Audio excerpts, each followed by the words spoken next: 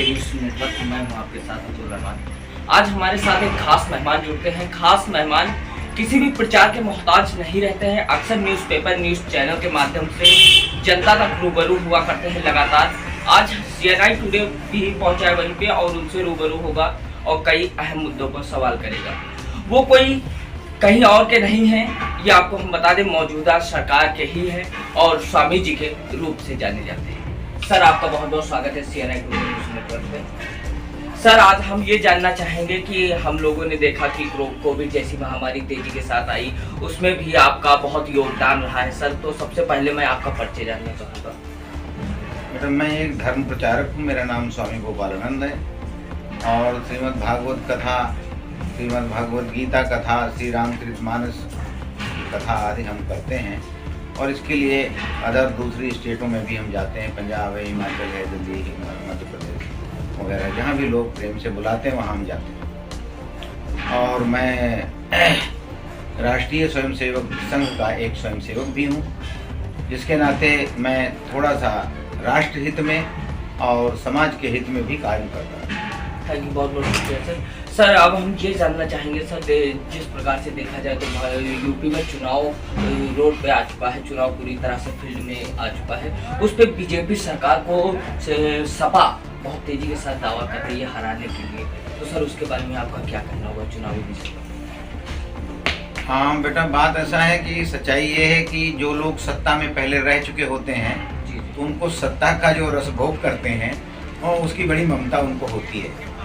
तो वो कोई छीन ले या उनसे चली जाए तो उनको सहन होती नहीं है। मेरा तो ख्याल था कि जैसे 2-3 बार ये सपा सरकार मुलायम सिंह के टाइम, अखिलेश जी के टाइम रह चुकी है, तो अभी चूंकि भाजपा आई है और योगी जी अच्छा काम कर रहे हैं, मोदी जी देश के विकास में लगे, देश की सुरक्षा के बारे में लगे हैं, तो इनको थोड़ा सा डिस्टर्ब नहीं करना चाहिए और थोड़ा सा इंतजार करना चाहिए। ठीक है, वो भी राजनीतिक नेता हैं, बहुत बड़े नेता हैं, तो आने वाले समय में कम से कम 10 साल के बाद इनको फिर सत्ता मिले, है ना। लेकिन तब तक 5-10 साल इनको काम कर लेना देना चाहिए और ऐसा कोई कार्य नहीं है जो योगी जी नहीं कर रहे हैं, ठीक है ना। सर, बताया जा रहा है CM योगी जी जो है इस वक्त राम मंदिर को लेकर चुनाव लड़ना चाहते हैं। नहीं, राम मंदिर को लेकर के चुनाव नहीं लड़ना चाहते, वो तो विकास में लगे हुए हैं।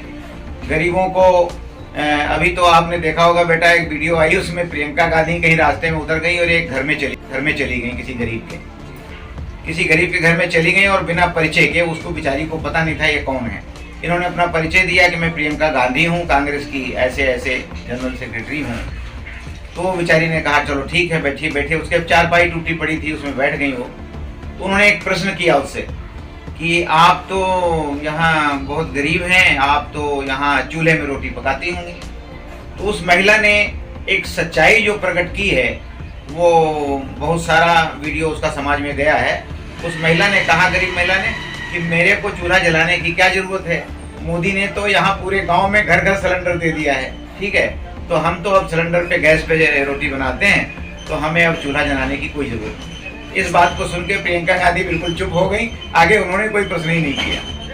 सर, देखा जाए तो इस बार CM योगी आदित्यनाथ ने बच्चों को लैपटॉप भी बांटे हैं और टैबलेट फोन भी बांटे हैं, तो उसको लेकर क्या लगता है आपको चुनावी माहौल में, क्या CM योगी आदित्यनाथ इस बार की सरकार आ सकती है?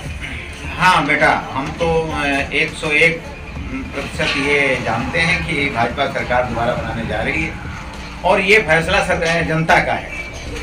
सरकारें तो सभी चाहती हैं कि मेरी सत्ता आ रही है, मेरी सत्ता आ रही है, लेकिन ये जनता का फैसला है कि मोदी जी, योगी जी ने बहुत अच्छा काम किया है और लगातार कर रहे हैं।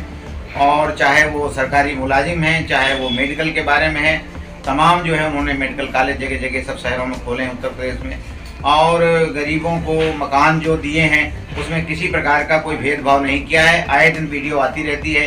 तमाम मुस्लिम भाई हैं जो ये कह रहे हैं कि हम तो वोट जो है मोदी को देंगे, क्योंकि हम कभी मकान बना नहीं सकते थे, जीवन में इतनी कमाई हमारे पास नहीं थी, उन्होंने मकान बना के मुझे दिया, 100 साल तक मकान चलेगा, मेरे बच्चे पोते तक उसमें रहेंगे, तो हम तो आशीर्वाद भी देंगे और वोट भी हम मोदी को और योगी को डालेंगे।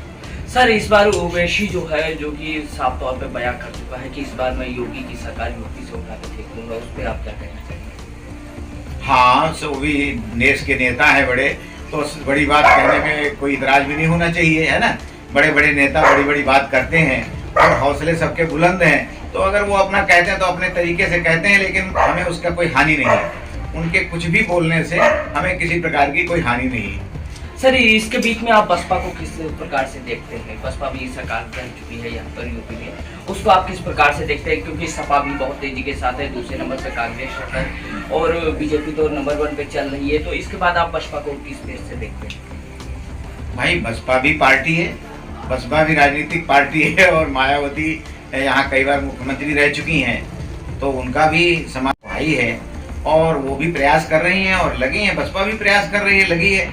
कोई भी राजनीतिक पार्टी है जो नहीं लगी है, सभी प्रयास करेगी। लेकिन जनता तो मुझे जो मैं घूम फिर के देखता हूँ, ठीक है, वो मैं अभी लखीमपुर, कमलापुर, इधर काफ़ी जगह गया था, तो वहाँ मैंने जो जनता का अनुभव देखा वो ये है कि मोदी जी की सरकार दोबारा आ रही है। मोदी जी की सरकार, योगी जी की सरकार दोबारा आ रही। योगी जी फिर से सीएम बनेंगे? हाँ, फिर से सीएम बनेंगे। सर, ऐसा आपको क्यों लगता है? क्या सीएम जी ने ऐसे काम क्या किए हैं यूपी में?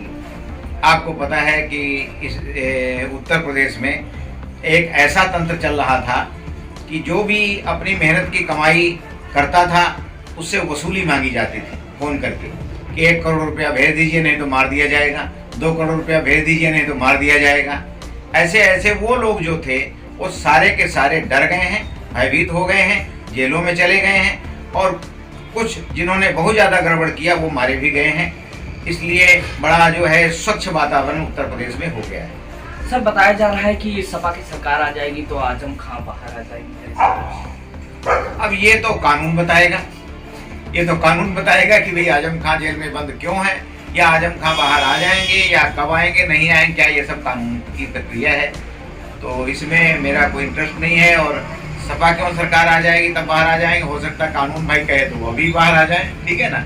ये कानून का प्रक्रिया है जैसा भी है। सर, बताया जा रहा है सीएम योगी आदित्यनाथ की जब से सरकार आई है तब से अत्याचार पूरी तरह से अपराध लग चुका है और जितने भी गुंडा माफिया थे वो सब सलाखों के पीछे इस वक्त है। क्या ये सत्य है? योगी की जब से सरकार आई ये तो साफ दिखाई दे रहा है भाई।